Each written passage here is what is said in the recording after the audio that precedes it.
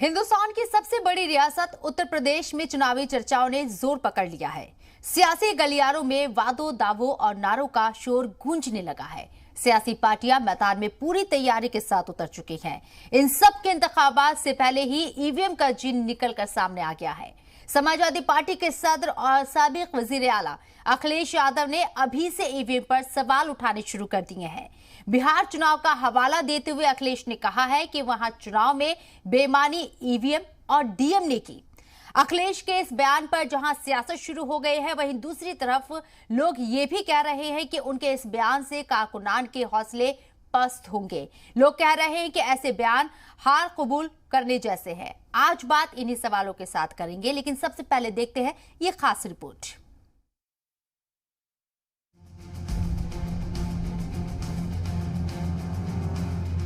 सरकार बनेगी समाजवादी पार्टी की तो सबसे पहले ईवीएम हटाने का काम समाजवादी लोग करेंगे।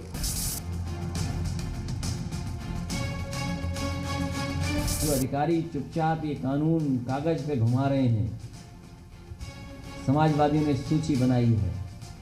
अधिकारी ये ना समझे कि बच जाएंगे।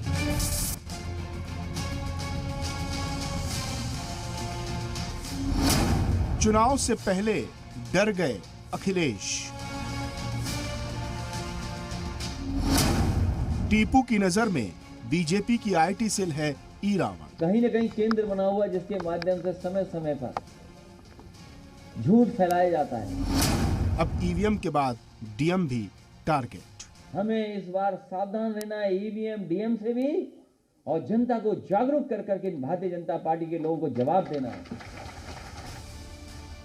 उत्तर प्रदेश में इख्तिदार के फाइनल मैच में बेहद कम वक्त बाकी है, लेकिन हुकूमत की चाहत दिल में लिए बैठे अखिलेश यादव अभी से काफी बेचैन नजर आने लगे हैं। नतीजा ये है कि अब अखिलेश यादव कारकुनान में जोश भरने के बजाय उन्हें डराने लगे हैं। अखिलेश ने विश्वकर्मा जयंती पर कहा कि इंटरनेट मीडिया में बीजेपी के ई रावण बैठे हैं, जबकि समाजवादी पार्टी से जुड़े लोग काफी सीधे होते हैं। अब तो ये लगता है कि कहीं न कहीं भारतीय जनता पार्टी झूठ का प्रशिक्षण केंद्र चला रही है। कहीं न कहीं केंद्र बना हुआ जिसके माध्यम से समय समय पर झूठ फैलाया जाता है। अखिलेश यही नहीं रुके और फिर एक के बाद एक उनका डर सामने आता गया। उन्होंने बिहार इंतखाबात का हवाला देते हुए कहा कि डीएम और ईवीएम की बेईमानी से बीजेपी इंतखाब जीती। हमें इस बार सावधान रहना है ईवीएम डीएम से भी, और जनता को जागरूक कर करके भारतीय जनता पार्टी के लोगों को जवाब देना है, क्योंकि भविष्य का सवाल है, लोकतंत्र का सवाल है। और सवाल यह है कि जो इन्होंने जनता को वादे किए थे वो कोई पूरे नहीं किए। ये कोई पहली बार नहीं है जब अपोजिशन के लीडरान हार का ठीकरा ईवीएम और इंतजामिया पर न फोड़े, लेकिन हैरत तब होती है जब चुनाव से पहले ही ईवीएम को निशाना बनाया जाने लगता है।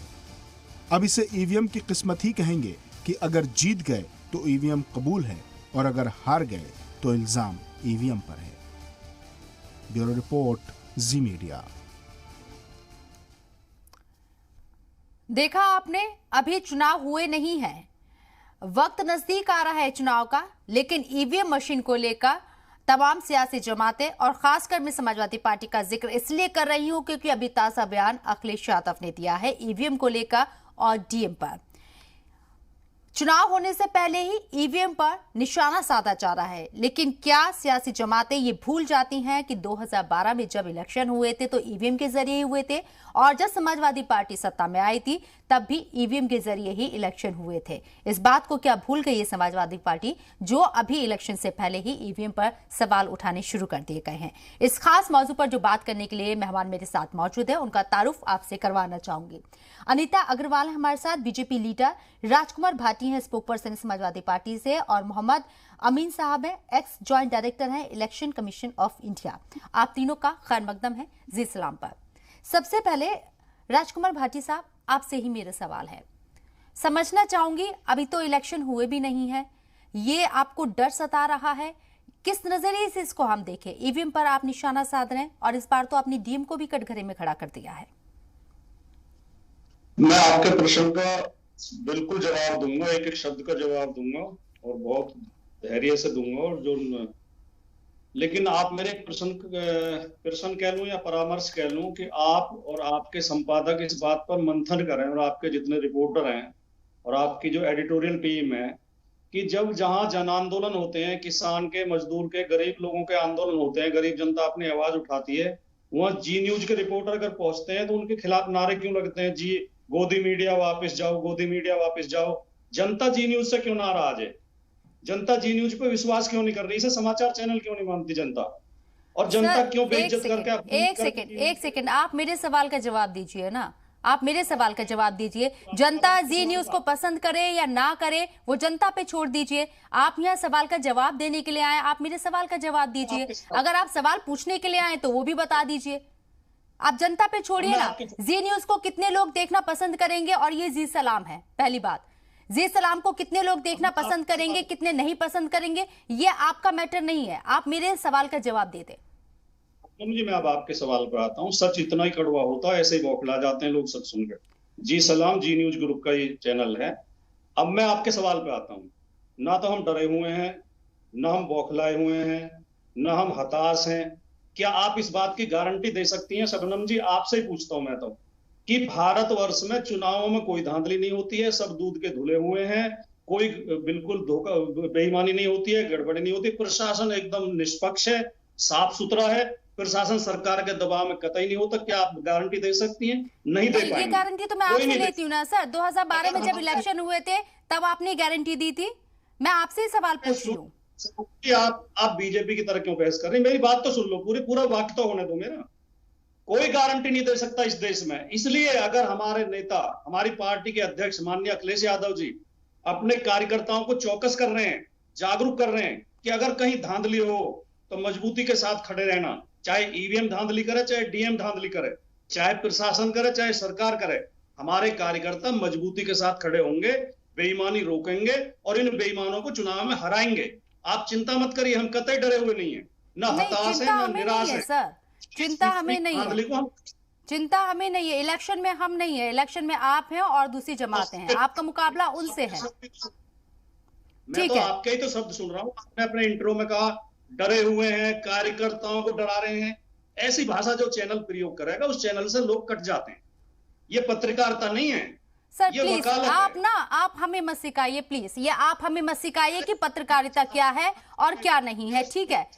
आप हमें मत सिखाइए ये। अगर ऐसा होता तो आज आप बैठ के यहाँ डिबेट नहीं कर रहे होते, इस चैनल पे आप बात नहीं कर रहे होते। आप हमें मत सिखाइए कि पत्रकारिता क्या है, प्लीज, ठीक है? आप कोई जन्नत से उतरे हुए लोग हो, आपको खुदा हो, आपको क्यों ना सिखाएं? आप गलत करोगे तो एक सेकंड, यही प्रॉब्लम है। बात करने के लिए नहीं बैठे हैं आप, बहस करने के लिए नहीं बैठे हैं, जो मुद्दे उन पर बात करने के लिए नहीं बैठे हैं। चैनल से आपको परेशानी है, मुझे ये बता दीजिए। मुझे परेशानी नहीं है, पूरे देश को परेशानी है। नहीं, देश का प्रतिनिधित्व आप कर रहे हैं, देश का प्रतिनिधित्व आप कर रहे हैं। आप बहस को क्यों दूसरा मोड़ देने की कोशिश कर रहे हैं? आप जनता पे छोड़ दीजिए ना, जनता पे छोड़ दीजिए। जनता हमें देखना पसंद करेगी, नहीं पसंद करेगी। मैंने तो आपसे सवाल किया है, आप सवाल का जवाब देने के लिए बैठे हैं इस डिबेट में। आपको बताया भी गया होगा कि इस मौजू पर बातचीत होगी, तो आप इसको दूसरी तरफ क्यों मोड़ रहे हैं? मैं बिल्कुल नहीं मोड़ रहा। मैंने ऐसा तो नहीं है कि आप इस डिबेट से अनजान थे या आपको बताया नहीं गया था। आप उस डिबेट पे रहिए ना, उस पर आप बात कीजिए। अनीता जी, इलेक्शन अभी आए नहीं है, ईवीएम और डीएम पर सीधा निशाना है। धांधली हो सकती है उत्तर प्रदेश के अंदर, बिहार में इसका, बंगाल में जो इलेक्शन हुए तो उसका जवाब दिया गया है, जो बिहार में धांधली हुई थी। क्या कहेंगी? देखिए, बड़ी शर्म की बात है जो आज डीएम पे, ये इनके आजम खान नेता जो कहते थे कि हमारी सरकार आएगी तो ये जितने अधिकारी हैं इनसे मैं अपने जूते साफ करवाऊंगा। ये इनके यहाँ की मानसिकता है। तो इनका दोष नहीं है, इन लोग के समाजवादी पार्टी की मानसिकता है। हल्ला बोल इनकी मानसिकता है, खुली दुकान हमारी, बंद दुकान आपकी, इनकी मानसिकता है। खाली प्लाट हमारा, इनकी मानसिकता है। कार सेवकों पे गोलियां चलाना इनकी मानसिकता है, और आतंकवादियों के पक्ष में मुकदमे करना इनकी मानसिकता है, और आरोप भी दूसरों पे लगाते हैं और अपने आप को बड़ा साफ सुथरा समझते हैं। ये जनता सब जानती है कौन क्या है क्या नहीं। आप डीएम जो इतने पढ़ लिख के आते हैं, कंपटीशन से आते हैं, वो किसी भी पार्टी के व्यक्ति नहीं होते, सबको मालूम होता है। वो किसी पार्टी को बिलोंग नहीं करते हैं, वो अपने अपने प्रशासन देखते हैं, प्रशासन से वो किसी की भी सरकार हो, वो अपना प्रशासनिक कार्य करते हैं। उनपे इस तरह से उंगली उठाना, उनके उस पे उठाना, उनसे जूते साफ कराना कि मैं अधिकारियों से जूते साफ कराऊंगा, ये सच्ची मानसिकता जो है बड़ी मतलब शर्मनाक मानसिकता, और आरोप दूसरों पे लगाते हैं। और जहां तक ईवीएम का सवाल है, हमेशा ये ईवीएम पे रोना रोते ही रहते हैं। जब ये जीते हैं तब इनके सब कुछ ठीक होता है, जब हारने लगते हैं, पहले से इनको हार का अनुभव होने लग गया है कि अब हमारा कोई अस्तित्व नहीं रहा, हम हार रहे हैं, अब जनता सरकार योगी को जो क्योंकि इनका काम किया है, तो अब इसे ईवीएम का रोना पहले से धोना शुरू कर दो कि ईवीएम और डीएम को लेकर पहले, ताकि हमें कह देंगे कि भाई हम नहीं हारे, प्रशासन की वजह से हमारे, हम ईवीएम हम हारे नहीं है, हम ऐसे ही हैं। अरे ये राजकुमार है, सोने का चम्मच लेके पैदा हुए, इन्हें क्या मालूम संघर्ष क्या होता है, जनता क्या होती है। ये तो सीधा आए हैं, मुख्यमंत्री की कुर्सी में बैठे हैं, और इन्होंने कोई जनता के बीच में संघर्ष तो किया नहीं है अखिलेश बाबा ने। तो सबसे बड़ी बात है, जो राजकुमार होते हैं वो राजकुमार अपनी अपनी भाषा में अलग अलग बात करते हैं। आपने देखा जाते टोटी को भी ये लोग उखाड़ के ले गए। तो ऐसी मानसिकता की पार्टी है, इसको हम क्या कहें क्या ना कहें, बड़ी हैरानी होती है कि क्या मानसिकता लेकर आए हैं ये। ठीक है, 10 सेकंड देंगे। 1 सेकंड सर, 1 मिनट रुक जाइए, तीसरे गेस्ट भी मेरे साथ हैं, आपके पास मैं आऊंगी, पूरा मौका दूंगी आपको बोलने का। मोहम्मद अमीन साहब, ईवीएम को लेकर सवाल पहले भी खड़े किए गए हैं, एक बार फिर से ईवीएम का एजेंट बाहर निकल आया है, लेकिन मेरा सवाल आपसे डीएम को लेकर है। डीएम क्या किसी के हाथ की कठपुतली है? एक डीएम कितने इम्तिहान पास करके इस ओहदे पर बैठता है? क्या वो किसी सरकार की बपौती हो जाता है कि वो जिसे चाहे जैसे चाहे अपने हिसाब से उसको अपने इशारों पर काम करवा ले? ये तो फिर इंतजामिया पे आप भरोसा नहीं करेंगे ना, ये पॉसिबल हो सकता है क्या?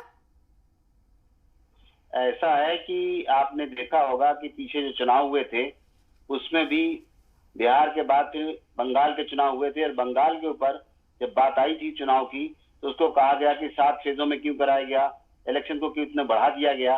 तब भी हमने इस बात को कहा था कि उनकी जो सीमाएं थी वो विदेशों से मिलती थी, जैसे नेपाल था, बांग्लादेश था और भूटान था, जिसकी वजह से क्या है वहां पर थे और उस तरह से हमारे इलेक्शन को खराब करते थे। उन रिपोर्ट की वजह से उस बंगाल के इलेक्शन को कई फेजों में कराना पड़ा, और कितनी वहां पर प्रॉब्लम्स आई हैं आपने भी देखा है और जनता ने भी देखा है, और इन लोगों ने भी, उत्तर प्रदेश वालों ने भी देखा था चुनाव किस तरह हुआ, और उस पर भी इसी तरह की बातें की जाती रही। तब भी मैंने यही ममता से कहा था कि ममता जी, आप याद है आपको कि आपने देखा है 2 इलेक्शन कराए आपसे पहले, इससे पहले 2 इलेक्शन कराए जिसमें कि वामपंथियों की सरकार थी सबसे पहले, तब भी आपकी पार्टी वहां पर आई और उसके बाद दोबारा फिर आई, और अभी इलेक्शन चल रहे हैं। आपको इस तरह की बातें करना उचित नहीं है, क्योंकि हमारी एक संवैधानिक संस्था है इलेक्शन कमीशन ऑफ इंडिया, वो निष्पक्ष रूप से कराती है, ये दुनिया जानती है और इसको हर पार्टियां जानती हैं अच्छी तरह से। और उस वक्त भी मैंने ये कहा था कि अभी आप ये कह रही हैं, लेकिन जब इलेक्शन होने के बाद पता चलेगा कि क्या रिजल्ट आए हैं तब आपको पता चलेगा। दुनिया भर के आक्षेप लगाए गए, गृह मंत्री के साथ दबे हुए हैं, प्रधानमंत्री जी के दबाव में वेस्ट बंगाल में इलेक्शन करा रहा है इलेक्शन कमीशन, और ये कर रहा है वो कर रहा है, दुनिया भर की बातें की गई, लेकिन मैंने हर चैनल पे बात कही थी और आपके चैनल ने बताया था इस तरह की कोई बातें हैं नहीं। अब क्या है कि अब उत्तर प्रदेश में चुनाव आने वाला है, इसलिए उन्होंने इस तरह की भूमिकाएं बनानी शुरू कर दी है। हमारी इलेक्शन कमीशन की जो मशीन है ईवीएम, इलेक्ट्रॉनिक वोटिंग मशीन, जब आई थी भारत सरकार के सामने और ये इलेक्शन कमीशन के बीच में जब आई थी इलेक्शन कराने के से पहले, तो सभी जो विरोधी दल थे और सत्ता दल थे सबके सामने इसका डेमोन्स्ट्रेशन किया गया इलेक्शन कमीशन में, चुनाव आयोग के बीच में, और बताया गया। इवन की एक छोटा वीवीपैट है जिसके लिए वो कहते थे कि हम बटन दबाते हैं और इलेक्शन का वोट कहीं और जाता है, बिल्कुल टोटल झूठ बात थी, और इनको वीवीपैट दिखाई गई। और वीवीपैट ऐसी है जैसे कि ये लोग अपनी उसकी पैसे के लिए मशीन दबाते हैं और उसमें से स्लिप निकलती है, बिल्कुल इसी तरीके से है, और उसमें कोई भी गड़बड़ी नहीं है, कंप्यूटर बेस है, बिल्कुल आपका कैलकुलेटर बेस है, तो कैलकुलेटर में जितना जो दबाएगा उतना ही निकलेगा, कैलकुलेटर में कोई आगे और पीछे माइनस प्लस नहीं कर सकता। लेकिन इस बात को इन लोगों को समझ में नहीं आया।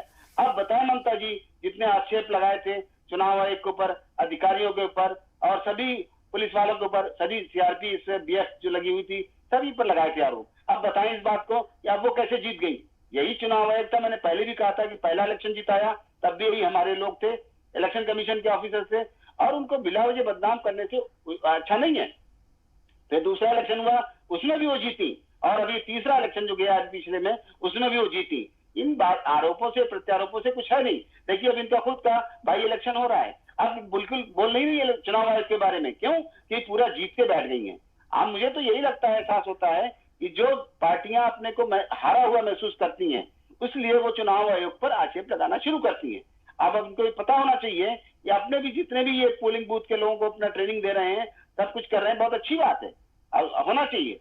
हम इनको ये पता होना चाहिए कि जब अभी हम कराएंगे वहां पर ईवीएम की मशीनों के लिए, राजकुमार भाटी साहब, मोहम्मद अमीन साहब तो किसी पार्टी से नहीं है, किसी मीडिया से नहीं है ना। आपकी नाराजगी मीडिया से है, पार्टी से है, ठीक है, ये तो किसी पार्टी से नहीं है। क्या टेक्निकल चीजें होती हैं वो आपको बता रहे हैं। संवैधानिक प्रक्रिया पे आपको यकीन है या नहीं है? देखिए, मैं दोनों जो मेरे विद्वान साथी हैं, दोनों पैनलिस्ट की बात का जवाब दूंगा। पहला जवाब ये कि हमारी बहन अनीता ने कहा कि पुलिस और प्रशासन एकदम फेयर काम करता है।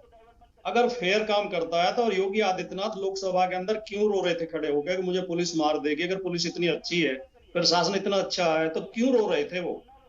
और दूसरे, उन्होंने एक अमिताभ ठाकुर आईपीएस हैं, उनको जबरन रिटायर क्यों कर दिया?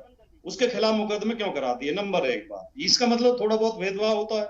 दूसरी बात, जो हमारे साथी अभी कह रहे हैं कि ये एक कंप्यूटर डिवाइस है, इलेक्ट्रॉनिक डिवाइस है, ये जानते होंगे पढ़े लिखे व्यक्ति हैं, आप भी जानती होंगी शबनम जी, कि दुनिया की कोई कंप्यूटर डिवाइस ऐसी नहीं है जो हैक ना हो सके।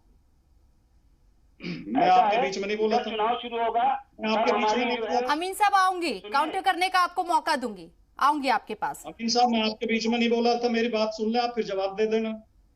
कोई कंप्यूटर डिवाइस ऐसी नहीं है जो हैक ना हो सकती हो। रोजाना शिकायतें होती हैं, मुकदमे दर्ज होते हैं, फोन हैक कर लिया, कंप्यूटर हैक कर लिया, अकाउंट से पैसे निकाल लिए, तरह तरह के मुकदमे रोज दर्ज होते हैं। अब ये पेगासस डिवाइस क्या है?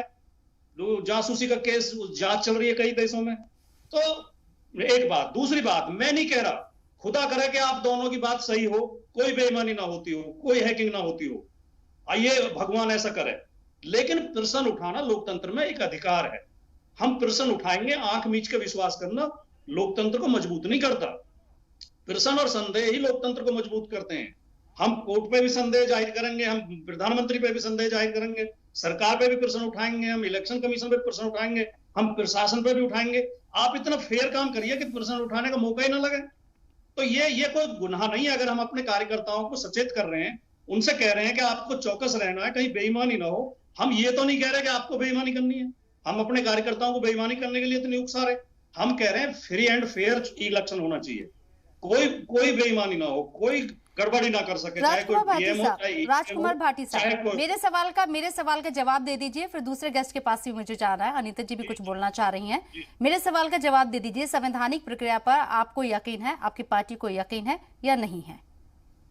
100%, 100% संविधान के पहरुआई हम हैं, संविधान के रक्षक ही हम हैं, संविधान पर हमें पूरा विश्वास है। हमारा भारत का संविधान दुनिया का सबसे अच्छा संविधान है। संविधान के विरोध में अगर कोई पार्टी काम करती है तो भारतीय जनता पार्टी है, जो न्यायालय के निर्णय का इंतजार किए बिना धर्मस्थल को गिरा देते हैं, देश में दंगे करा देते हैं। अभी बहन कह रही थी कि गोली क्या कि नहीं उन पर चलाई थी। जब एक धर्मस्थल को गिराने जा रहे हैं तो उसे रोकना सरकार का काम है, वो संविधान की रक्षा के लिए किया गया था। हमें संविधान पे भरोसा है, हमें कानून पे भरोसा है, लेकिन हमें बीजेपी के ऊपर भरोसा नहीं। आप तो कानून के ऊपर भी सवाल उठाते ना, इसलिए मैं जानना चाह रही थी। आप कह रहे हैं अच्छी बात है, मैं यकीन कर लेती हूँ, लेकिन अखिलेश यादव तो कानून के ऊपर भी सवाल उठा रहे थे ना। अभी लखनऊ के अंदर जो टेररिस्ट पकड़े गए थे कि उन्होंने एजेंसी ऊपर उन्हें यकीन नहीं है। नहीं सर, नहीं, बात को आप काटिए मत। ये सच है, ये बयान दिया था उन्होंने कि उन्हें एजेंसी पर भरोसा नहीं है। वही एजेंसी आपकी हिफाजत में लगी हुई दिन रात, आपको सिक्योरिटी दे रही है, ठीक है। अब आप डीएम के ऊपर सवाल उठा रहे हैं कि जो इलेक्शन हो रहा है वो एसपी और डीएम के लिए हो रहा है। नहीं, अनीता जी नहीं, आपको सच्चाई बता दी तो आप परेशान हो रहे हैं, ये सच्चाई है, बयान दिया था, ठीक है। इलेक्शन है, मैं समझती हूँ उत्तर प्रदेश के अंदर इलेक्शन है, बयानबाजी होगी, लेकिन आप एसपी डीएम इन लोगों के ऊपर आप सवाल उठा रहे हैं अनीता जी। बिल्कुल उठाया जाएगा कि वहाँ पे ये लोग वहाँ तोड़ने गए थे, इसलिए इनको हमने गोलियों से भुना। इनको अच्छे से याद होगा, निहत्थे कार सेवक थे, निहत्थे, उनके पास कोई वो नहीं था जिससे वो निहत्थों पे इन्होंने गोलियां चलाई थी, निहत्थे लोगों पे चलाई थी। और ये सबको ठीक है, इस टॉपिक पे जवाब दीजिए ना मैम, इस टॉपिक पे बात कीजिए, ठीक है, वो बहुत वर्स्ट टॉपिक है, उस पर नहीं जाते, वो बहुत वर्स्ट टॉपिक है, अगर उस पर बात करेंगे तो हम अपनी बहस से भटक जाएंगे। आप इस पे बात कीजिए। हाँ, और शबरी सबसे पहले इनकी मैंने मानसिकता पहले ही बता दी कि मानसिकता क्या थी। आजम खान ने क्या बोला था, मैं जूते साफ करवाऊंगा अधिकारियों से, ये मानसिकता है ना इनकी। अधिकारियों को ही अपनी जूते, सीओ को इन्होंने अपनी जीप में पूरे घुमाया था, इनकी सरकार थी, सीओ को जीप में बिठा के घुमाया था इन्होंने। ये थी इनके समय की सरकार। इनको पुलिस वालों, सबसे पहले इन पे एक मुकदमे भी चले थे, जो इन्होंने नौकरियां दी थी पुलिस वालों को, वो केवल एक जाति समीकरण को लेकर दी थी। उसके बाद हाईकोर्ट में मुकदमे चले और हाईकोर्ट में उसको रोका गया। अब नियुक्तियों पे भी इन्होंने इस तरह का कार्य किया है, तो पुलिस प्रशासन पे इसलिए इनके समय पे उंगलियां उठाई गई थी। यहाँ पे ऐसा कुछ नहीं है। नहीं अनीता जी, एक मिनट, एक तस्वीर मैं भी आपको बता दूं, सामने आई थी, अभी इलेक्शन हुए थे पंचायत के, एक खवातीन के साथ कितनी बदतमीजी की गई थी, कपड़े फाड़े गए थे। आप ही की सरकार है ना, कानून निजाम के ऊपर एक सेकंड, कानून निजाम के ऊपर सवाल तो उठेंगे ना कि कहाँ है। आप कह रहे हैं कि हम अपराधियों पर सख्ती कर रहे हैं, दंगाइयों के ऊपर सख्ती कर रहे हैं, जो कुख्यात अपराधी उन पर नकेल कस रहे हैं, लेकिन इलेक्शन के दौरान एक खातून के साथ क्या हाल होता है, इस तस्वीर को हम भूल जाएं क्या? नहीं शबनम जी, आपको मालूम होगा पूरी इंक्वायरी हुई है, पूरी उसको सजा दी गई और किसने की है यही सब सामने आया था। उसमें कहीं भी इन्होंने कहा था कि भारतीय जनता पार्टी के लोग, कहीं भारतीय जनता पार्टी निर्दलीय कैंडिडेट था, उसकी इंक्वायरी, उसको सजा हुई है। तुरंत इंक्वायरी हुई, तुरंत बात देखिए, जहाँ जनता का चुनाव है, जनता के बीच का चुनाव है, वहाँ आपस में जो लड़े, अगर वहाँ पे ऐसी कोई घटना होती है तो उस पर तुरंत कार्रवाई भी होती है। हमारे यहाँ आज देखिए अपराधी लोग काफी जेल के अंदर है। मैं ये नहीं कहती अपराध खत्म हो गए, लेकिन अपराध काफी कम हुए, अपराधी सब जेल में है। और सबसे बड़ी बात है, आज अपराधियों को डर है। आज पार्टियों को कहना पड़ रहा है कि अपराधियों को हम टिकट नहीं देंगे। अपराधी किसके संरक्षण में पले बड़े हैं? कोई 5 साल की सरकार में अपराधी पैदा होके बड़े नहीं हो गए। इन्हीं लोगों ने इतना संरक्षण दिया, इतना अपने अपराधियों को हौसले बुलंद किए, जिसकी वजह से ये सब। लेकिन आज हमारी योगी सरकार ने अपराधियों के हौसले ध्वस्त किए हैं और उस ध्वस्त हौसले में ये बड़खड़ा गए हैं और आज इस तरह के बयान दे रहे हैं। इनको मालूम है कि आज योगी जी के आगे हमारे जीतना नामुमकिन है, इस वजह से ऐसे बयान इनके पहले से शुरू हो गए हैं कि डीएम को ऐसा करेंगे, ईवीएम को ऐसा करेंगे, जो कि इन्होंने प्रशासनिक उंगलियां पहले ही उठानी शुरू कर दी है, जबकि ईवीएम आज से नहीं आया, ईवीएम कई समय से आया, जिससे हमारी भारतीय जनता पार्टी हारी है। अमीन साहब, ईवीएम को लेकर सवाल है, जो प्रशासनिक अधिकारी है उनको लेकर सवाल है कि इनकी सरपरस्ती में ये लोग जो है चीजों को जो है अपने हिसाब से मॉडिफाई कर लेंगे और फायदा पहुंचाएंगे एक सियासी जमात को। ये इल्जाम आयद किए जा रहे हैं मुसलसल। मैडम आपसे मैं एक रिक्वेस्ट करूंगा जी, वो तो बीजेपी वाली तो बोल ही नहीं है, हाँ। समाजवादी वाले को कहिए पहले सुन ले हमारी बात को, अगर उनके समझ में आता है तब बात करें, ठीक है जी। 12 में इन्हीं की इलेक्शन कब हुआ था, मायावती की सरकार थी और मायावती में समाजवादी आई थी, तब तो इलेक्शन कमीशन को उन्होंने नहीं कहा बेईमान है। आज इस तरह की बातें कर, सुनिए एक मिनट, इलेक्शन की प्रक्रिया इनको जो नहीं मालूम है तो बता देता हूँ। इलेक्शन अभी शुरू होने वाला है, हमारी चुनाव की जो लिस्टें हैं वोटरों की, उन लिस्टों के लिए बाकायदा विज्ञापन दिया जाता है कलेक्टर की तरफ से, जिसकी कलेक्टर के लिए कह रहे हैं कि बेईमानी करते हैं, और उनको कहा जाता है कि देखें आकर अपनी उसकी सूची में किसका नाम है किसका नहीं है, ये इन लोगों को पूरा टाइम दिया जाता है। हमारे बीएलओ जाते हैं, डोर टू डोर जाते हैं, विदाउट एनी कार्ड जाते हैं और वहां पे उसको सुधारा जाता है। अगर वो रहेगा, कार्ड बनना जरूरी है नहीं है, आपका लिस्ट में नाम होना जरूरी है, उसके साथ कोई भी आईडी लग सकती है। होता क्या है कि मान लीजिए दिल्ली के अंदर उन्होंने अपना वोटर आईडी कार्ड बनवाया और रहते गाजियाबाद में, तो क्या होगा जब हमारा बीएलओ जाएगा इनके घर पे तो वो वहां होंगे नहीं, या तो वहां ताला लगा होगा या होंगे ही नहीं, पड़ोसी से पूछेगा कहेंगे यहाँ नहीं रहते, तो फिर वो बीएलओ इनका वोटर काट देता है। जब दिल्ली में चुनाव होंगे तो कहेंगे हमारा कार्ड बना हुआ है, देखिए प्रेस वालों को सभी को कहेंगे और कहेंगे हमारा वोटर लिस्ट में नाम काट दिया जाए। ऐसा नहीं है, यह सावधानी जनता को बरतनी है, वोटर देने वाले इनके एजेंटों को बरतनी है, इनके लोग बरतनी है। दूसरी बात, आप ये कहिए कि जो हमारी मशीनें होती हैं उनको बोलते हैं पहला first level check of machine, FLC की जाती है। एफएलसी के टाइम में विज्ञापन दिया जाता है और हर पार्टी के लीडर को बताया जाता है और नोटिस देता है हमारा कलेक्टर कि आप आइए, आके इनको देखिए, इस टाइम इनकी सफाइयां हो रही हैं मशीनों की। ये लोग झूठ जो बोलते हैं ना इस तरह के, वो बिल्कुल इल्जाम लगाना गलत है। और उस वक्त सफाई होती है, उस वक्त इनको होना चाहिए, हर एक कार्यकर्ता को इनके होना चाहिए। और जिला निर्वाचन अधिकारी जिसको डीएम को कह रहे थे बेईमानी करते हैं, इनको शायद ये नहीं पता, अखिलेश जी सीएम रहे हैं अच्छी तरीके से, और इनके जो जिस तरह की बात की है वो एक अपमानजनक बात है उनके लिए। और एक अच्छे सभ्य परिवार से आए हैं वो, जहां इलेक्शन बचपन से होते रहे हैं, उनके पिताजी के, उनके चाचा जी के सभी के, और कभी भी इस तरह की हरकत नहीं उन्होंने करनी चाहिए जो आज उन्होंने की है। शर्मिंदगी की बात है। क्यों? क्योंकि हर डीएम जिला निर्वाचन अधिकारी होता है, लेकिन जिस वक्त चुनाव घोषित हो जाता है वो डीएम नहीं रहता, वो हो जाता है जिला निर्वाचन अधिकारी। ठीक है। और वो हमारे कई नहीं, सुनिए, कई ऑब्जर्वर, एक हमारा होता है सीनियर आईएएस अफसर मेन ऑब्जर्वर, उसके बाद होता है पुलिस ऑब्जर्वर, उसके बाद होता है रेवेन्यू का ऑब्जर्वर। इस तरीके से हमारे पास होते हैं। बल्कि आजकल सूचना पत्र विभाग का भी हमारे पास होता है जो उनकी पब्लिसिटी को भी असेसमेंट करता है। हर तरह से ऑब्जर्वर होते हैं, तरह के ऑब्जर्वर लगाए जाते हैं, सेंसिटिव इश्यू पे भी लगाया जाता है। और उसके बाद सिर्फ जिलाधिकारी बेईमानी नहीं कर सकता उसमें, और उनके लोग मशीनों को देखते हैं, उसके ऊपर वो अपनी सील लगाते हैं। ठीक है सर, मुआसरा चाहूंगी क्योंकि मुझे ब्रेक के लिए जाना पड़ा है, पूरी तफसील से मैं आपसे बात करूंगी। लेकिन राजकुमार भाटी साहब, आपसे भी मैं सवाल करूंगी। आप जिस तरीके की बात कह रहे हैं, आप कह रहे हैं कि मशीनें हैक हो सकती है, क्या कोई एक ऐसा मामला है कि ईवीएम का कोई हैकिंग का कोई मामला आपके सामने आया है या वो प्रूफ हुआ है कोर्ट के अंदर? एक छोटा सा ब्रेक, जल्द हाजिर होंगी।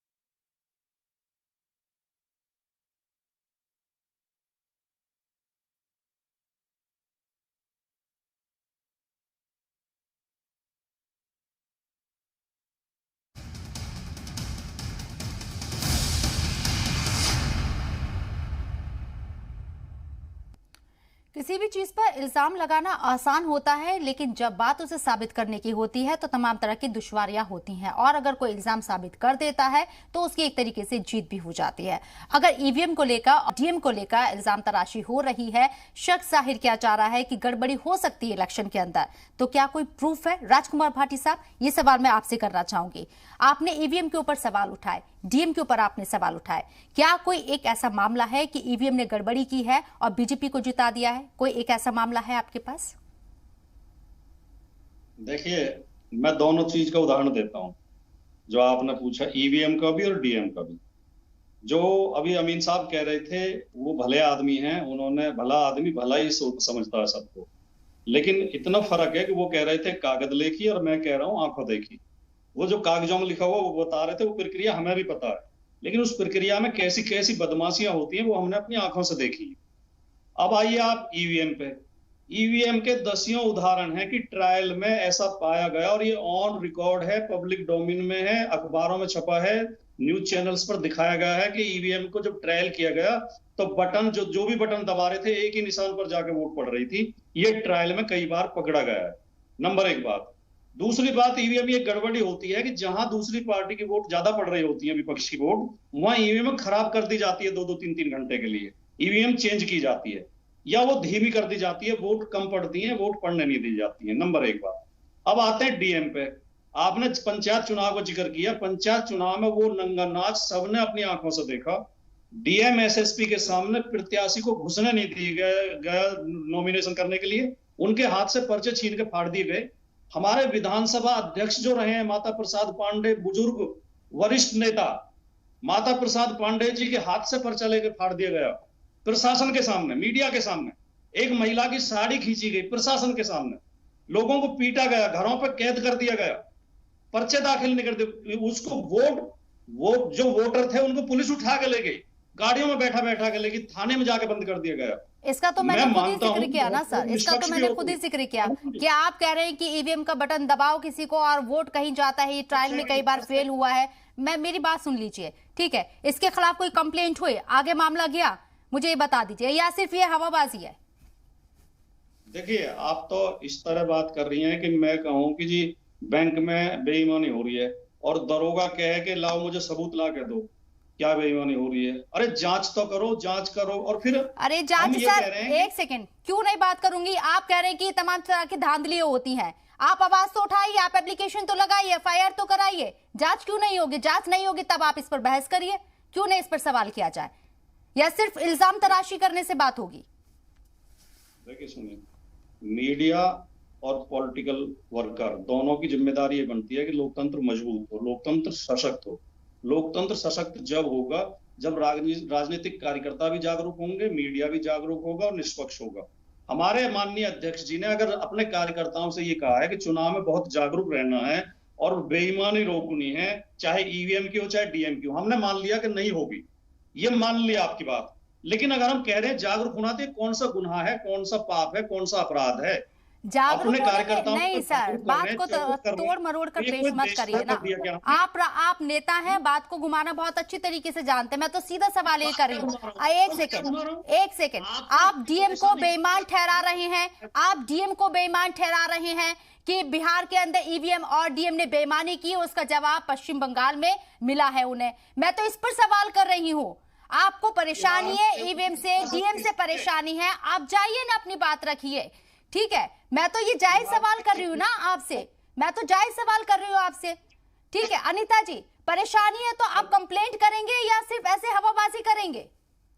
असल में शबनम जी, मैंने बताया ना इनका क्या मानसिकता है। आपने देखा होगा जब पहले चुनाव होता था, जब बैलेट पेपर पे, तो अब पूरे पोलिंग पूरे बूथ कैप्चरिंग हो जाते थे, और जब से ये आए तब से कैप्चरिंग होना बंद हो गया और कायदे से वोटिंग होती है। जनता आराम से, पहले जनता डरती थी कि हम जाएंगे कहीं मार ना दिया जाए, कहीं कुछ ना कर दे। इतना हमारी क्या कहते हैं संविधान इतना सही हुआ है, जो चुनाव आयोग है उन्होंने इतने अच्छे कार्य कर रहे हैं, उसकी सराहना करने की बजाय ये इस तरह की जब बातें करते तो बड़ी मतलब हैरानी होती है कि इनकी मानसिकता कहाँ तक है। और ये चुनाव आयोग खाली हमारी सरकार में नहीं, सारी सरकारों में चुनाव आयोग ने अच्छा काम किया है। वो एक अलग निष्पक्ष, और आज उसपे आप उंगलियां उठा रहे हैं, आज डीएम पे उंगली उठाते हैं, ईवीएम पे उंगली। अरे आप अपने जनता के बीच में जाइए, काम करिए, जनता को समझाइए। जनता से आपका कोई लेना देना नहीं है, जनता से कोई आपका लिंक नहीं है, केवल हवाई बातें करना। और कोरोना काल में आप देखा आपने किस तरह से आपने उसमें भी मदद नहीं की जनता की। हमारे तो एक कार्यकर्ता जनता के साथ काम किया। आप कम से कम कुछ सत्पैती तो रखिए, कुछ मानसिकता तो बदलिए। अपनी मानसिकता को जब बदलेंगे तो जनता भी कुछ सोचेगी। लेकिन जब आपकी मानसिकता ही अपराधियों वाली, अपराधियों को संरक्षण देने वाली मानसिकता है, पहले उससे बाहर तो निकलिए, तब ऐसी बात करिए। अमीन साहब, ईवीएम को लेकर सवाल बहुत किए जाते हैं, एग्जाम्पल दिए जाते हैं सोशल मीडिया का कि वीडियो वायरल हुई और इस तरीके से देखा गया। लेकिन अगर आपको परेशानी है तो आप कंप्लेंट कीजिए, कार्रवाई क्यों नहीं होगी? क्या आपकी नॉलेज में ऐसे मामले सामने आए? देखिए, ऐसा है कि एक बार अभी बात हो रही थी, तो मैं बताऊं आपको, बनारस में हमारे AERO होते हैं जो कि सेक्टर मजिस्ट्रेट के पास कुछ ईवीएम दे जाते हैं एडवांस में, कि अगर किसी पोलिंग बूथ पे चक्कर मारते रहते हैं, किसी पोलिंग बूथ पे अगर कोई मशीन खराब हो जाती है तो उसको इमीडिएटली रिप्लेस कर जाता है। अभी जो भाटी साहब इल्जाम लगा रहे थे वो गलत लगा रहे थे। हमारे जिला निर्वाचन अधिकारी के ही साइन से इनके विधायकों के और सांसदों के सर्टिफिकेट मिलते हैं, ये चुन लिए गए, ठीक है? और उन्हीं के सर्टिफिकेट के बाद इनकी सरकारें बनती हैं, ये MLA और MP बनते हैं। उनको इस तरीके से नकारना, उनके ऊपर इस तरह इल्जाम लगाना कतई गलत है। वो एक संवैधानिक लोग हैं और संवैधानिक पर्पस बंधे हुए हैं, और उस प्रोसेस के तहत वो सारी प्रक्रिया होती है। जहां तक इनका सवाल है कि ईवीएम को फिर मैंने बताया कि जब चुनाव होंगे तब इनके सारे दलों के नेताओं को बुलाया जाता है, उनके सामने बताया जाता है, एक एक बात बताई जाती है। उसको बताने के बजाय पब्लिक को भ्रम फैलाने के लिए इस तरह की बातें की जाती हैं। अगर ये इस तरीके से हमारे जिला अधिकारियों को बदनाम करेंगे तो अच्छा नहीं है, ये इनके हित में भी अच्छा नहीं है, इनके वर्करों के लिए भी अच्छा नहीं है, क्योंकि जिलाधिकारी से कोई मतलब नहीं होता। और फिर उसके अलावा जिलाधिकारी हमारे जो यहाँ पर काम कर रहे हैं वो 3 साल अगर हो गया तो उनको वहां नहीं रखते, उनको इमीडिएटली हटा दिया जाएगा इलेक्शन से पहले। और फिर भी पार्टीजान नोट कर लीजिए, अगर किसी डीएम के ऊपर आपको आपत्ति है तो आप इलेक्शन कमीशन को, स्टेट में हमारे बैठे हैं सीईओ, उनको बोलिए लिख के दीजिए, 24 घंटे काम होता है इलेक्शन के टाइम में, और चीफ इलेक्शन कमिश्नर और कमिश्नर्स को चुनाव आयोग में आप भेजिए। लेकिन ऐसा नहीं है, और इसमें इमीडिएटली एक्शन लिया जाता है, उनको हटा दिया जाता है। और इस तरह की अगर कोई लिप्त है, संलिप्त है इन्हीं बातों में, उनको हम चुनाव कराने के लिए नहीं देते, उनको हटा देते हैं। इसी तरह ऑब्जर्वर का सवाल है, ऑब्जर्वर यहाँ का नहीं आएगा, उत्तर प्रदेश में जो ऑब्जर्वर आएगा या तो कोई बंगाल का होगा, तमिलनाडु का होगा, केरला का होगा और मध्य प्रदेश का होगा। वहां के आईएएस अफसर आएंगे। आईएएस अफसरों का मतलब होता है कि आई एम सेफ, मैं भी सेफ रहूं और चुनाव भी सेफ रहे और सही प्रक्रिया हो। वो एक आदमी बेईमानी नहीं कर सकता, क्योंकि हजारों लाखों की गिनती होती है और लाखों वोट पड़ते हैं, सारी हमारी पार्टियां होती हैं। और सबसे बड़ी बात यह है मैडम, आपको मैं बता दूं कि मीडिया भी हमारा एक स्तंभ है। अगर मीडिया देखता है, शूट करता है, फोटोग्राफी करता है, कोई भी चीज पकड़ता है, उस पर सीधा एक्शन इलेक्शन कमीशन लेता है। और उनको साल में जब हमारा 25 जनवरी को एवरी ईयर हमारा जो चुनाव का दिन होता है उसको हम लोग मनाते हैं, और उस चुनाव के मनाने के दिन में इलेक्शन डे के लिए हम लोग मीडिया को भी अवार्ड देते हैं, अधिकारियों को भी देते हैं। तो इसलिए कोई कहना चाहिए, सोचना चाहिए, समझना चाहिए, जनता को इस तरह भटकाना नहीं चाहिए। और उन्हीं से चुनाव होगा, हमारे जिलाधिकारी ईमानदारी से चुनाव कराएंगे और यही अधिकारी होंगे। ऐसा नहीं है अगर आपको किसी पर आपत्ति है, आपको किसी मशीन पर आपत्ति है तो इमीडिएटली चेंज हो जाएगी। क्यों? क्योंकि हर बूथ पे आपके लोगों के आदमी होते हैं और इलेक्शन कमीशन के ऑब्जर्वर होते हैं। ऑब्जर्वर उस प्रदेश के नहीं होते हैं जहाँ चुनाव। भाटी साहब ने एक सवाल किया था, भाटी साहब ने एक सवाल किया था कि मशीन है हैक हो सकती है, इसकी पॉसिबिलिटीज होती है क्या? अब बता रहा हूँ मैं। हाँ, मैं बता रहा हूँ। इस बात को लेके अभी पिछले 4-5 सालों में बहुत चर्चा आई थी और उसके बाद शांत हो गई थी। सबको बुलाया गया था, सिर्फ एक कम्युनिस्ट पार्टी ऑफ इंडिया का आदमी आया था वो देखने के लिए। बाकी ना तो कांग्रेस आई, ना समाजवादी आई, बाकी और कोई पार्टियां वहां नहीं आई। ठीक है, उस वक्त इनको आना चाहिए था और किसी ने हैक करके नहीं दिखा पाया। जवाब दीजिए ना राजकुमार पाटी साहब, जवाब दीजिए ना। इनके पार्टी के नेता नहीं आए वहां पर। बताइए, बुलाया था तो पहुंचते क्यों नहीं है आप लोग? जब आपको बुलाया जाता है बात रखने के लिए तब आप पहुंचते नहीं है। करके दिखाइए। हाँ, अब डिबेट कोई भी हैक नहीं करता। अब डिबेट एक बिंदु पर केंद्रित हो गई है। अब डिबेट एक बिंदु पर केंद्रित हो गई है कि मैं कह रहा हूं कि हर आदमी को जागरूक रहना चाहिए, चौकस रहना चाहिए, नजर रखनी चाहिए, कोई बेईमानी ना हो। आप रहिए, अपने एजेंट को तैयार करिए। लेकिन ठीक है, अमीन साहब बोलने दीजिए। भाटी साहब कुछ कह रहे हैं, बोलने दीजिए। बेईमानी करते हैं साहब, ये तो पॉलिटिकल लोग बोलते हैं इस तरह, तो बीच में आप तो सभ्य व्यक्ति हैं, आप क्यों बीच में बोल रहे हैं? देखिए, मैं कह रहा हूं ये दोनों प्रवक्ता कह रहे हैं कि नहीं, विश्वास करो, कोई सवाल मत उठाओ, सब फेयर है, सब बिल्कुल ठीक है। अनीता जी का बयान सुना आपने?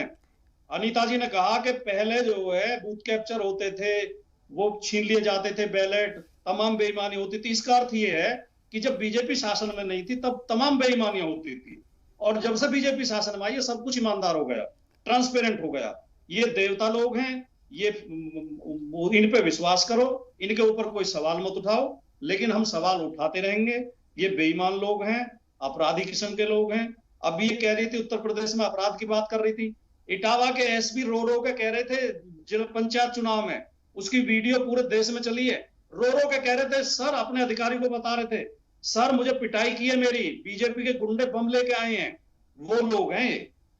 और यहाँ बुलंदशहर में एक इंस्पेक्टर की हत्या कर दी बीजेपी के लोगों ने, और बीजेपी ने उस व्यक्ति को जिला पंचायत का चुनाव लड़ाया जिसने हत्या की थी इंस्पेक्टर सुबोध कुमार की।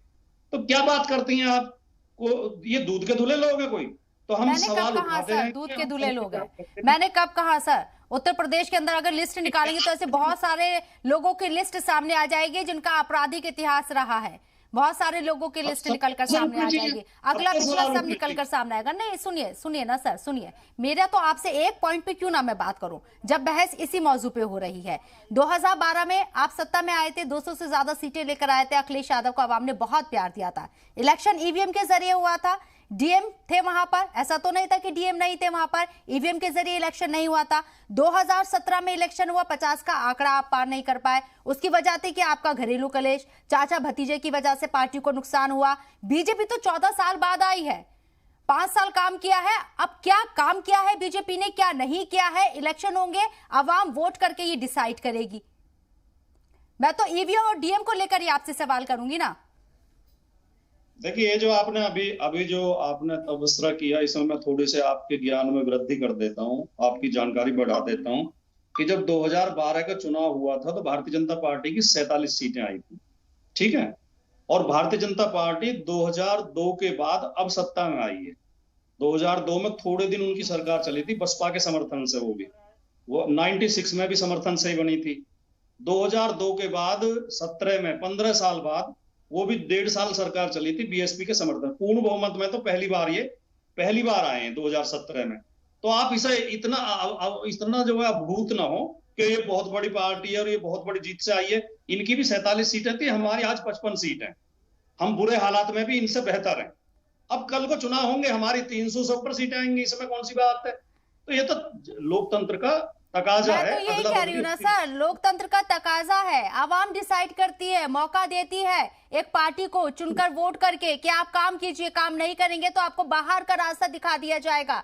लेकिन आप तो सारा ठीक रहा, ईवीएम और डीएम के ऊपर फोड़ रहे हैं। सवाल तो यही है, भरोसा कीजिए ना, नहीं भरोसा कीजिए ना, भरोसा कीजिए, इंतजार तो कीजिए, इलेक्शन तो होने दीजिए। पहले से आप रागल आप रहे हैं कि ईवीएम में बेईमानी हो सकती है, डीएम बेईमानी कर सकता है, जागरूक हो जाइए, कोई कसर नहीं छोड़ेंगे। अरे भरोसा कीजिए ना साहब, जनता के जरिए चुने जाएंगे। अनीता जी, मैं वही तो कह रही हूँ कि ये ईवीएम पे जब पहले अपनी हार कबूल कर लिए, सबसे बात जब ईवीएम जो है, हाँ इनकी कांग्रेस के जब गवर्नमेंट थी, जब उनके सहयोगी कांग्रेस थी, सहयोगी थे, ये तब से ईवीएम का है। कोई हमने ईवीएम भाजपा की सरकार में नहीं आई है। मैंने ईवीएम से पहले बोला, जब ईवीएम नहीं थी तब पोलिंग और बूथ लूटे जाते थे। अब जो है ईवीएम आने के बाद कोई ऐसा कांड नहीं होता है, शांतिपूर्ण वोट डलते हैं और चुनाव होते हैं। और कई देखिए पंजाब में कांग्रेस की सरकार है, क्या वहां पे नहीं हुआ, वहां पे ईवीएम नहीं यूज हुआ, बंगाल में नहीं हुआ। और आप भी 2012 में आए, ईवीएम से आए, ऐसा नहीं। आज ईवीएम पे आप उंगली तब उठाते हैं जब हारने लगते हैं, और आज पहले आपने हार मान ली है, पहले से आप हार मान के बैठ गए हैं कि भैया डीएम और ईवीएम दोनों जना पर भरोसा मत करिएगा। इसका मतलब आपको अपने पे भरोसा नहीं है, क्योंकि आपने कोई काम तो किया नहीं है। आपने हमेशा अपराधों को आगे बढ़ाया, आज अपराधी जेल में है तो आप परेशान है। ठीक है अमीन साहब, उत्तर प्रदेश की अगर मैं बात छोड़ दूं, बीजेपी की बात छोड़ दूं, दूसरी रियासतों में जब इलेक्शन होते हैं और कांग्रेस वहां पर काबिज हो जाती है, ईवीएम के जरिए ही वोटिंग होती है, लेकिन उस वक्त नहीं कहा जाता है कि ईवीएम कहीं हैक हुई है, कहीं खराब हुई है, बटन किसी पार्टी का दबाया गया और वोट किसी दूसरी पार्टी को चला गया। लेकिन जब यही वोट बीजेपी के पास जाता है तो ईवीएम पर इल्जाम तराशी की जाती है। ईवीएम के किसी पार्टी के लिए काम करती है या चुनाव आयोग किसी पार्टी के लिए काम करता है? क्यों ये मानसिकता है? आपने देखा होगा पिछले 5 राज्यों में चुनाव हुए और बड़ी निष्पक्ष रूप से हुए। केरला में देखिए वह लेफ्ट आई थी, ठीक है जी, वामपंथी वहां पर सरकार बनी, उन्हीं की रिपीट हुई। उसके बाद आप देखिए कि यहाँ पर सरकार मद्रास में, चेन्नई में जो तमिलनाडु की सरकार है वो दूसरी सरकार आ गई। सरकार जो थी इनकम्बेंसी की चली गई, उसमें क्या इलेक्शन कमीशन का लेना देना था? इलेक्शन कमीशन ने चुनाव कराए, जबकि वहीं पर इस तरह की बातें की गई कि इस वक्त कोरोना काल में नहीं चुनाव कराना चाहिए था, ये करना चाहिए, वो करना चाहिए। फिर आप देखिए बंगाल में फिर वो सरकार रिपीट हो गई, आप देखिए। और इस तरीके से बातें करना उचित नहीं है। मेरा यही कहना है, अभी भाटी साहब बार बार रिपीट कर रहे थे कि वो पंचायत के चुनाव में डीएम रो रहा था। अरे भाई, पंचायत के चुनाव में वो डीएम लोकल लेवल का होगा, और हो सकता है क्या स्थिति रही है मुझे नहीं पता है, क्योंकि ना उनको ईवीएम देते हैं ना ईवीएम उनको मिलती है पंचायत चुनाव में, और वो इनको पता नहीं है। डीएम के अंडर में तो होता है, लेकिन उसका वीडियो होता है, पंचायत अधिकारी कराता है चुनाव, जिसकी रोना रो रहे थे अभी। इनको कहिए कि समझदारी से समझ लें, जो जिला निर्वाचन अधिकारी होता है उसके पास सीधे चुनाव तो आयोग को जो होती बात, वो विधानसभा, विधान परिषद, राज्यसभा और लोकसभा, उपराष्ट्रपति और राष्ट्रपति की ये चुनाव इलेक्शन कमीशन कराता है। इलेक्शन कमीशन पूरी तौर से निष्पक्ष है और निष्पक्षता के तौर पर कराता है। और यही वजह है कि जो डीएम वहां पर 3 साल तक काम कर रहे होते हैं या उनकी कंप्लेंट होती है, उन डीएम्स को नहीं रखा जाता और उनकी रिपोर्ट आने के बाद अगर कोई विपक्षी दल भी रिपोर्ट देता है और रिपोर्ट जांच में सही पाई जाती है तो उनको इलेक्शन कमीशन हटा देता है। जब भी जैसे ही चुनाव की तिथियां घोषित होती हैं, उसी समय से जितने भी अधिकारी हैं उस स्टेट के या फिर भारत में अगर पूरे पार्लियामेंट चुनाव होते हैं, वो सीधे हमारे इलेक्शन कमीशन को रिपोर्ट करते हैं। इवन उनका ट्रांसफर, पोस्टिंग कोई भी नहीं कर सकता, प्रमोशन कुछ भी नहीं किया जा सकता। जो भी परमिशन है वो सीधे इलेक्शन कमीशन ऑफ इंडिया दी जाती है और जो भी शिकायतें हैं पूरा कमीशन सुनता है। स्टेट इलेक्शन कमिश्नर उसको रिपोर्ट करते हैं। ठीक है अमीन साहब, एक ब्रेक के लिए मुझे रुकना पड़ रहा है, भाटी साहब कह रहे थे कि कागजी बातें बता रहे हैं, लेकिन प्रैक्टिकली ये सब चीजें होती है और उस पर यकीन करना होगा क्योंकि ये एक संवैधानिक प्रक्रिया है। इसके तहत इलेक्शन होते हैं तमाम रियासतों में हिंदुस्तान के अंदर। अगर उस पर सवाल उठाएंगे तो फिर इलेक्शन कैसे होंगे? जनता का भरोसा किस पर होगा जब इस पर ही हम सवाल उठाते रहेंगे? और अगर सवाल है तो आप कंप्लेन कीजिए, कोर्ट आपके लिए खुला हुआ है। एक छोटा सा ब्रेक, जल्द हाजिर। ईवीएम को लेकर लगातार हम सवाल जवाब कर रही हैं। राजकुमार भाटी साहब, अब थोड़ा सा सियासी सवाल है मेरा आपसे, वो मैं आपसे पूछ लेती हूँ। 2017 में भारतीय जनता पार्टी मैंडेट के साथ आई, 300 से ज्यादा सीटें लेकर आई, ठीक है, मोदी लहर थी, आप सीटें आ गई। अब जो इलेक्शन होगा 2022 का, वो विकास के मॉडल पर लड़ा जाएगा। अखिलेश यादव 2012 में जब आए थे, उन्होंने भी उत्तर प्रदेश के विकास के लिए काम किया, लेकिन जनता ने बीजेपी के ऊपर भरोसा जताया। क्या आपकी स्ट्रैटेजी रहने वाली है इस बार? हमारी स्ट्रेटेजी केवल वही रहेगी, काम बोलता है। हम अपने काम गिनवाएंगे जो 2012 से 2017 तक किए और आगे का घोषणा पत्र तैयार करेंगे। मैं आपको बता दूं कि योगी आदित्यनाथ जी की सरकार ने 5 साल होने जा रहे हैं, अभी तक उनके पास एक उपलब्धि अपनी नहीं है जिसे अपने विज्ञापन में प्रयोग कर सकें। जो विज्ञापन देते हैं उनमें अखिलेश यादव जी की सड़कें गिनवाते हैं, आगरा लखनऊ एक्सप्रेसवे की फोटो देते हैं, लोक भवन का फोटो देते हैं, जनरेशन मिश्र पार्क का फोटो देते हैं, गोमती रिवर फ्रंट का फोटो देते हैं, 108 एम्बुलेंस का फोटो देते हैं, इकाना स्टेडियम की फोटो देते हैं। और जब हमारे काम खत्म हो गए तो पश्चिम बंगाल से सड़क उठा लाए, अमेरिका की फैक्ट्री ले आए, इंडियन एक्सप्रेस का एड आपने देखा होगा, पूरे देश में चर्चा है। तो ये तो इनके काम का स्तर है। ये मेरे पास इनका घोषणा पत्र रखा है, ये आज 2017 का, इन्होंने पढ़ के नहीं देखा होगा, ये खोल के नहीं पढ़ा होगा घोषणा पत्र। 2017 में भारतीय जनता पार्टी ने जो वादे किए थे, एक भी वादा पूरा नहीं किया। इन्होंने अपना घोषणा पत्र खोल के नहीं पढ़ा। इन्होंने कहा था किसान की आय दोगुनी करेंगे, गन्ना का कीमत 1 रुपए नहीं बढ़ाई, गन्ना किसानों को राहत देंगे, 1 रुपए कीमत नहीं बढ़ाई। ब्लॉक स्तर पर कोल्ड स्टोर बनाएंगे, कानून व्यवस्था में सुधार करेंगे, 70 लाख रोजगार देंगे, कॉलेज में एडमिशन लेने वाले हर बच्चे को लैपटॉप देंगे, एक बच्चे को लैपटॉप नहीं दिया। इन्होंने कहा था कि 10 नए अंतरराष्ट्रीय स्तर के यूनिवर्सिटी बनाएंगे, एक यूनिवर्सिटी नहीं बनाई। इन्होंने कहा था कि 25 नए मेडिकल कॉलेज बनाएंगे, एक नहीं बनाया। एम्स स्तर के 6 नए संस्थान बनाएंगे। हम इन्हीं मुद्दों को लेकर जनता के बीच में जाएंगे। इन्होंने ये भी कहा था कि बेटियों को फ्री शिक्षा देंगे, 50% इंटर में हासिल करने वाले बच्चों को उसकी स्नातक की शिक्षा फ्री देंगे। 2017 में मोदी, मेरा सवाल सुन लीजिए अनीता जी, वक्त कम है, जवाब जानना चाहूंगी आपसे। 2017 में मोदी लहर थी और मोदी के नाम पर ही उत्तर प्रदेश के अंदर भी वोट मिला था बीजेपी को, जो इतनी ज्यादा सीटें आई थी, 300 से ऊपर सीटें आई थी। लेकिन अब 5 साल में योगी सरकार को भी उत्तर प्रदेश की जनता ने देखा है, काम देखे हैं, चुनौतियां आपके सामने भी है, खासकर किसानों का मुद्दा। आपको लगता है पार पा पाएंगे? बिल्कुल, किसानों की देखिए हमने आय भी दुगनी की है, किसानों के, हमने गन्ना किसानों के ऋण माफ किए हैं और इनके समय में किसान आत्महत्या कर दे, चीनी मिलें बेची जा रही थी, हमने उनको सबको बचाया है। किसान अच्छे से जानते हैं। मैंने कहा किसानी नेता जो है गुमराह कर रहे हैं, केवल कुछ नेता ऐसे हैं जो गुमराह करने में लगे, जिनमें विपक्ष साथ दे रहा है। बाकी किसान लोग भारतीय जनता पार्टी सरकार के साथ है और हमने अपना किसान आपसे खुश नहीं है? नहीं मैडम, किसान खुश नहीं है। पश्चिमी उत्तर प्रदेश का किसान बहुत नाराज है बीजेपी से, बहुत नाराज है, ठीक है। और ये मसला हो सकता है आपके सामने आने वाले वक्त में, ठीक है। अमीन साहब, ये तो सियासी बातें हैं, इलेक्शन का टाइम है, ये सब चीजें चलती रहेंगी। ईवीएम को लेकर आप जनता को क्या जागरूक करेंगे, क्योंकि पॉलिटिकल पार्टियों की तरफ से इस तरह के बयान भी अब आते रहेंगे, ईवीएम पर सवाल उठते रहेंगे। जनता को, आवाम को आप क्या मैसेज देना चाहेंगे? मैं जनता से यही कहना चाहता हूं कि जनता इनके कार्यों को असेस करे। इससे पहले की सरकार ने क्या किया और आज की सरकार क्या कर रही है, कितना अच्छा कर रही है, कितना खराब कर रही है और किस तरह की कार्रवाई हो रही है। और इस तरीके से मैं चाहता हूं जनता हमारे जिला निर्वाचन अधिकारियों, जिनको ये डीएम बोलते हैं, उनको पर भरोसा करे, इलेक्शन कमीशन के ऊपर भरोसा करे। हमारा जो चुनाव होता है वो सीधा जनता